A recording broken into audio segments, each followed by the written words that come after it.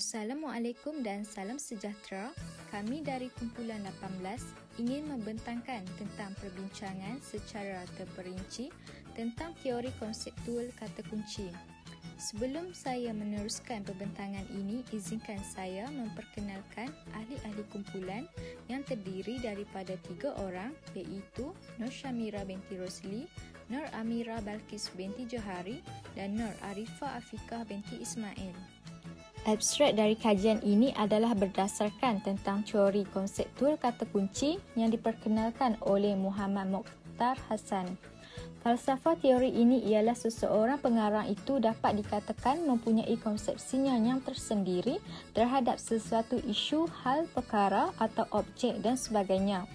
Objektif kajian ini adalah untuk mengkaji teori konseptual kata kunci dengan lebih terperinci berdasarkan 3 prinsip, iaitu prinsip kepengaruhan, pemilihan kata dan kesan.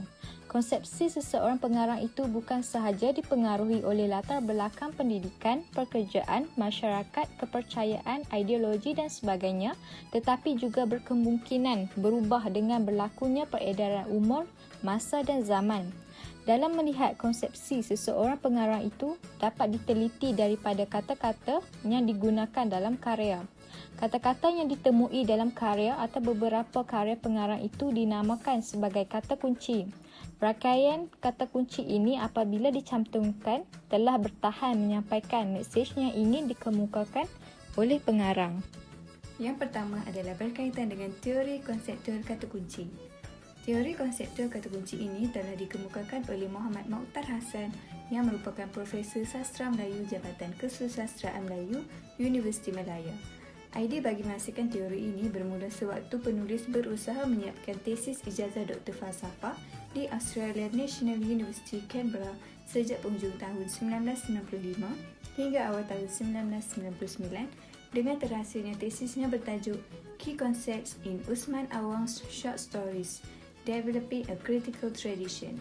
Teori konseptual kata kunci ini percaya bahawa setiap pengarang mempunyai kerangka konseptual terhadap sesuatu perkara yang dilihat dan diamatinya.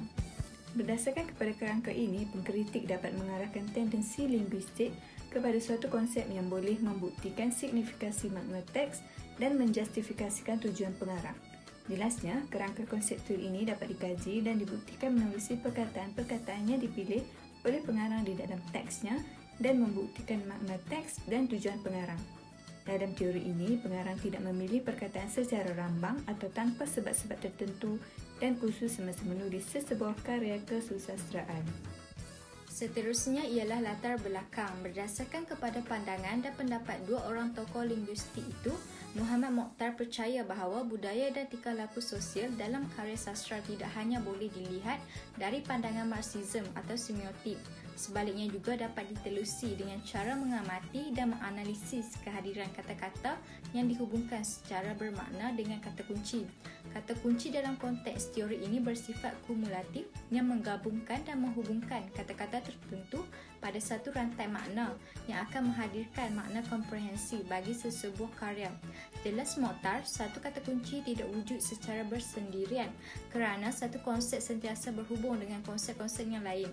Kata-kata yang berhubung oleh rantai makna ini dikatakan kata kunci.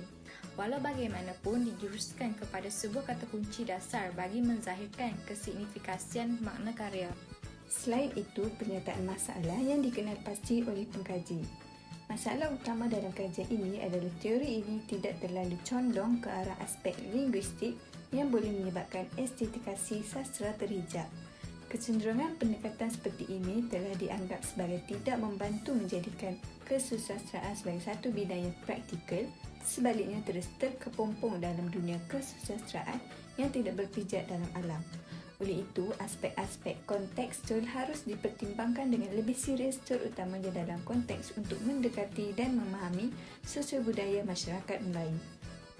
Seterusnya ialah objektif kajian. Pengkaji telah mengenal pasti 3 objektif kajian yang hendak dikaji. Yang pertama adalah mengkaji prinsip kepengaruhan dalam teori konseptual kata kunci. Yang kedua adalah untuk mengenal pasti prinsip pemilihan kata dalam teori konseptual kata kunci. Dan terakhir adalah untuk menjelaskan prinsip kesan dalam teori konseptual kata kunci. Bagi metodologi kajian pula, pengkaji telah menggunakan dua kaedah iaitu kaedah kepustakaan dan melayari internet. Bagi kaedah kepustakaan, pengkaji mendapatkan buku, jurnal dan kertas kerja ilmiah untuk memperolehi maklumat dan mengumpunya di Perpustakaan Tuanku Bainun. Manakala kaedah melayari internet digunakan untuk mencari data-data tambahan tentang teori konseptual. Dengan melayari internet, pengkaji dapat mencari prinsip-prinsip teori konseptual yang dikaji dengan lebih jelas. Berdasarkan sorotan kajian, pengkaji telah mengenal pasti beberapa kajian lepas yang berkaitan dengan teori konseptual kata kunci. Kajian pertama dijalankan oleh Muhammad Daud Ibrahim dan Rohaida Kamrudin yang mengkaji tentang mesej pengarang iaitu satu penelitian terhadap novel Anak Titi Wangsa karya sastrawan negara Keris Emas. Selain itu, kajian yang dijalankan oleh Abai Sujud, Salihah Razak dan Rabiatul Adawiyah Jaafar yang bertujuan untuk mengenal pasti dan menganalisis pemikiran politik pemimpin dan kepimpinan yang terdapat dalam novel-novel Shah Nur Ahmad. Seterusnya, kajian yang dijalankan oleh Muhammad Daud Ibrahim dalam puisi Cinta Ilahi dalam puisi Dharma Muhammad. Di samping itu, terdapat juga kajian lepas mengenai penggunaan teori konseptual kata kunci dan kajian yang menggunakan novel Baldatun Thayyiban sebagai bahan kajian. Akhir sekali, terdapat kajian lepas yang dijalankan oleh Nur Samirah Sakinah Samsi, Muhammad Zubir Ismail dan Arina Johari yang menggunakan filem yang diadaptasi daripada novel yang bertajuk Perempuan Berkalung Sorban karya Abida El-Khaliki. Bagi analisis dan perbincangan, pengkaji telah mengenal tentang prinsip kepengaruhan dalam teori konseptual kata kunci. Terdapat pelbagai faktor yang dapat mempengaruhi konsepsi seseorang pengarang. Sebagai contoh, dalam kajian novel Anak Titi Wangsa, latar belakang Keris Emas yang akan diambil kira bermula dari awal kelahirannya sehingga akhir hayatnya. Selain itu, prinsip pemilihan kata dalam teori konseptual kata kunci. Dalam prinsip ini, pengarang menggunakan kata yang berada dalam lingkungan dirinya untuk menyatakan konsepsinya terhadap sesuatu perkara.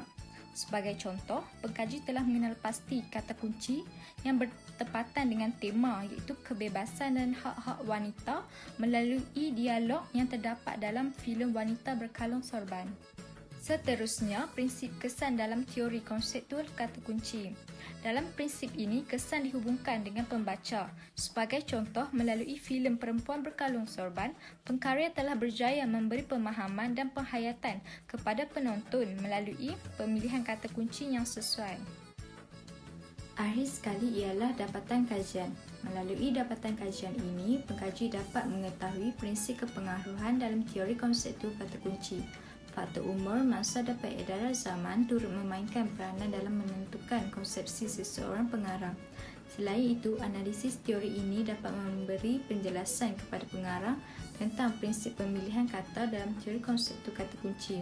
Dalam prinsip ini, pengarang atau pengkarya akan menggunakan kata-kata yang berada dalam lingkungan dirinya untuk menyatakan konsepsinya terhadap sesuatu isu, hal perkara, objek dan sebagainya.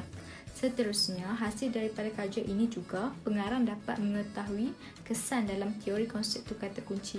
Konsepsi seseorang pengarang atau pengkarya terhadap sesuatu isu, hal perkara, objek dan sebagainya dapat diperolehi oleh khalayak pembaca dengan meneliti karya atau karya-karya yang dibaca dengan meneliti kata-kata kunci yang digunakan oleh pengarang. Kesimpulannya, di akhir kajian ini, pengkaji berjaya mengkaji prinsip kepengaruhan, prinsip pemilihan kata dan prinsip kesan atau mesej yang terdapat di dalam teori konseptual kata kunci. Prinsip-prinsip ini lahir seiring dengan faktor yang telah mempengaruhi pengarang dalam penghasilan karya. Rangkaian kata kunci ini apabila dicantumkan telah berjaya menyampaikan mesej yang ingin dikemukakan oleh pengarang.